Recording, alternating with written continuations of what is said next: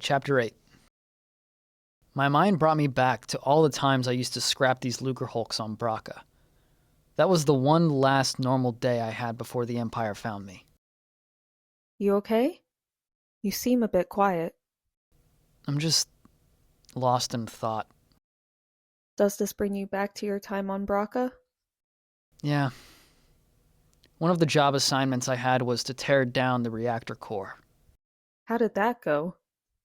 I nearly got vaporized, but my friend Prof saved my skin.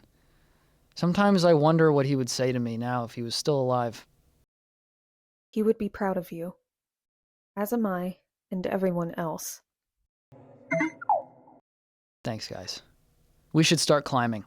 I have a feeling Aiden is hiding something here. Got an alternate route? Because there's about 50 droids next door. As I turned my head, I noticed an army of droids guarding the main elevator. I looked around to find a few openings where we couldn't be spotted. I managed to spot one, which ended up being the worst route possible. Well, you're not going to like the second plan. Don't tell me we have to climb on the outside of the elevator. No, but we do have to climb up some ropes. You mean the ones where the electric sparks are? Well, we don't have any other options. BD1, toss me a stim, just in case one of us gets electrocuted. The climb was no picnic as we ascended towards the main reactor core. My arms were tiring out, but I kept pushing through the burning sensation. We managed to avoid the electric sparks firing from every angle, but I noticed a big spark orb made its way towards our rope. Anika, do you see a platform below that we could possibly jump to? Not unless we swing over, but we may not reach it. We're gonna have to try. Why? I thought we were fine. Well, we're about to get electrocuted if we don't! I knew we should have fought that army of droids. Just swing and get ready to leap. I watched as Anika swung back and forth a few times before letting go. She barely reached the platform, but it was a solid land. As for me, I could feel my nerves kick in as BD tapped my shoulder frantically. The orb began to move faster and send electric shocks everywhere as it moved downwards. The weight of the rope loosened, and I suddenly was free falling. My arms quickly grasped onto a nearby rail, which was sturdy enough to hold me. I looked up towards Anika as she frantically paced back and forth. Now what are we gonna do? I'll meet you at the rendezvous point. But... Listen to me. If you don't leave, the Bedlam Raiders will find you, and they will send every droid after us. I better not regret this. Be careful. Hey, Anika. Yeah? Watch yourself, okay? You too, Cal. I'll see you soon. She'll be alright. Come on, let's find a way out of this mess. I really didn't want to leave Cal behind, but he was right. If I stayed, I would have blown our little escapade. Why couldn't that vulture have us stumbled into a lake instead? Well, there was no going back now. I must have been on the right path since I heard a few droids up ahead. However, they weren't alone, which forced me to halt my attack. A tall Bedlam Raider approached one of the droids, handing them a small data disk. Once they all dispersed, I followed the B-2 battle droids as they made their way towards a large room filled with Bacta tanks. I quickly hid underneath the control panel desks, watching them from a close distance. I noticed a few electrical wires hanging loose from above. If I time this right, I'll be able to see what's on that data disk myself. I raised my right hand up ever so slightly and focused on the wires. Just as I was about to pull the wires down, a probe droid spotted me and alerted the B-2 droids. Guess I've got no choice left but to fight. I rolled away from the desk as the B-2 droids attempted to smash it. I quickly whipped out Cal's lightsaber, now holding it firmly in my grasp. Within seconds, the droids began firing, but I deflected the blaster bolt back towards the three droids. Now that the probe droid was stunned, I swung my blade down and sliced the B-2 droids in half. I did hear the probe droid initiating a self-destruct mode, so I raised my left hand to force push it outside. Once it exploded, I sighed in relief as I put my lightsaber away. Turn back while you still can, Jedi. I turned around getting ready to strike Aiden down, but a pair of arms stopped me from igniting the saber. Anika, stop! It's me. Cal? What? I thought you... What happened? Are you okay? I'm fine. I just... Never mind.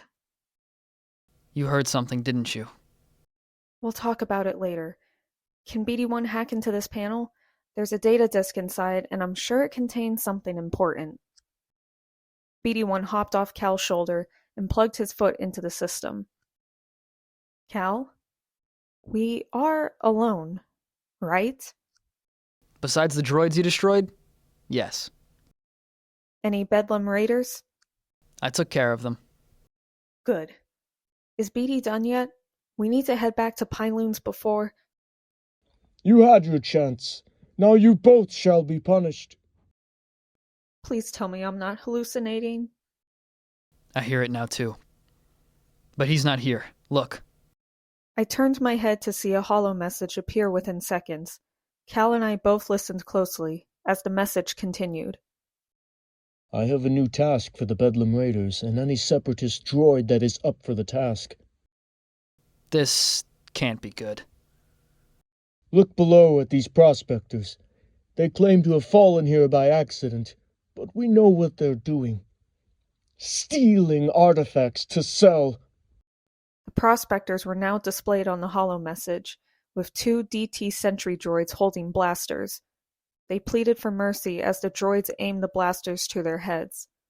I nearly screamed as the shots were fired. I covered my eyes and felt Cal pull me close to him.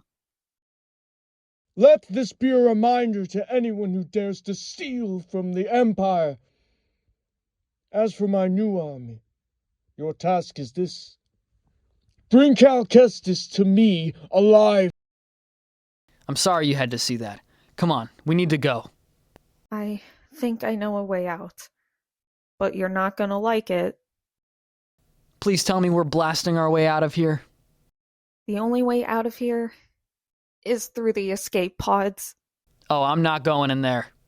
You prefer to take the safe route? Or cut our way through an army of clankers?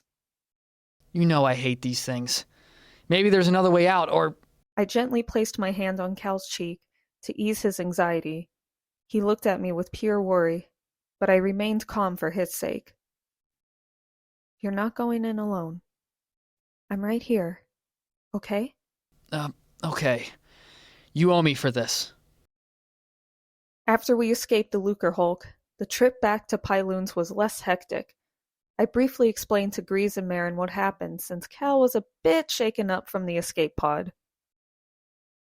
Luckily, BD successfully obtained the information we needed. As we examined the data in Seer's archive book, another clue was revealed. Everyone, listen to this. The new Sith Wars not only spanned into multiple battles between the Jedi and Sith, but the last one that occurred was specifically important. Unfortunately, we can't figure out why because the text BD recovered is scattered. I sat down a bit frustrated until BD perked up. What is it, buddy? Cal, let me see that book real quick. I gently moved the page near the center, connecting it with BD's hologram. All I see are specks of stars, says Grease. They're not stars, they're coordinates. And according to the text BD recovered, it says the coordinates lead to an ancient planet once ruled by the Mystics. Please don't tell me we're meeting more of Marin's space witch friends. Actually, no. They were prophets. Our next move is to go to their home planet, Voss.